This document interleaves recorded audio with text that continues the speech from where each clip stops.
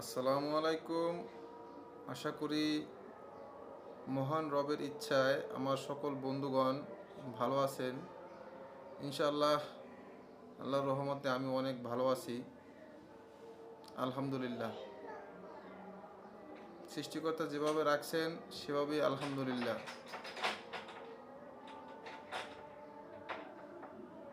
সাফল্যের কোনো গোপন রহস্য নেই। এটি প্রস্তুতি, কঠোর পরিশ্রম এবং ব্যর্থতা থেকে শেখার ফল। বিষয়টি হলো, সাফল্য যদি আপনাকে অর্জন করতে হয়, এটা কোনো গোপন ট্রিক্স নেই যে আপনি একটা ছন্দ পড়লেন কিংবা একটা সূত্র, যেমন গণিত আমরা সূত্র দিয়ে করি কিংবা ইংরেজি আমরা গ্রামার দিয়ে করি, এরকম কোনো সূত্র বা গ্রামার অনুশীলন করেই আপনি সাফল্য অর্জন করতে পারবেন।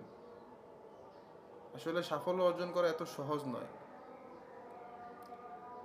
আপনাকে যে কোনো বিষয়ে সাফল্য অর্জন করতে হলে এজন্য আপনাকে প্রিপারেশন নিতে হবে, প্রস্তুতি গ্রহণ করতে হবে এবং কঠোর পরিশ্রম করতে হবে। পরিশ্রম ব্যতীত সাফল্য কখনোই সম্ভব নয়, এটা অসম্ভব। আপনি যদি মনে করেন আপনি বাসায় বসে বসে আপনি সাফল্যের মুখ দেখবেন, সেটা নিছক ভুল। আপনাকে এই ধারণা থেকে বেরিয়ে আসতে হবে। আপনাকে সাফল্য অর্জন করতে হলে প্রস্তুতি নিতে হবে, কঠোর পরিশ্রম করতে হবে, ব্যর্থতা থেকে শিখতে হবে। আপনি যদি কোথাও ব্যর্থ হন, আপনি ওটাকে ব্যর্থতা মনে করা যাবে না। ওই ব্যর্থতাটাকে কাজে লাগিয়ে আপনি কোন স্থানে কোন পয়েন্টে ব্যর্থ হলেন সেই পয়েন্টকে চিহ্নিত করে নেক্সট টাইম পরবর্তী ধাপে ওই ব্যর্থতার যে পয়েন্ট, চিহ্নিত পয়েন্ট, সেই পয়েন্ট সম্পর্কে পুনরায় প্রিপারেশন নিয়ে ওই ব্যর্থতাকে মুছে ফেলতে হবে। ওই ব্যর্থতার স্থান থেকেই আপনাকে আবার শুরু করতে হবে।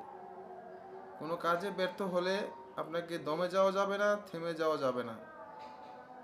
যেখানে ব্যর্থ সেখান থেকেই নতুন করে পুনরুজ্জীবিত হতে হবে, সেখান থেকে আবার নতুন করে শুরু করতে হবে।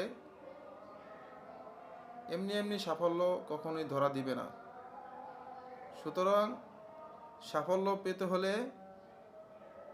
প্রস্তুতি নিন, প্রস্তুতি পর্ব সারুন, তারপরে পরিশ্রম করা শুরু করুন, কঠোর পরিশ্রম করুন। ব্যর্থ হলে ব্যর্থতার পয়েন্টটিকে চিহ্নিত করে পুনরায় আরও ভালো প্রিপারেশন নিয়ে নতুন করে শুরু করুন এবং ব্যর্থতাকে মুছে ফেলুন, জীবনকে সুন্দর করুন। ধন্যবাদ সকলকে। আসসালামু আলাইকুম।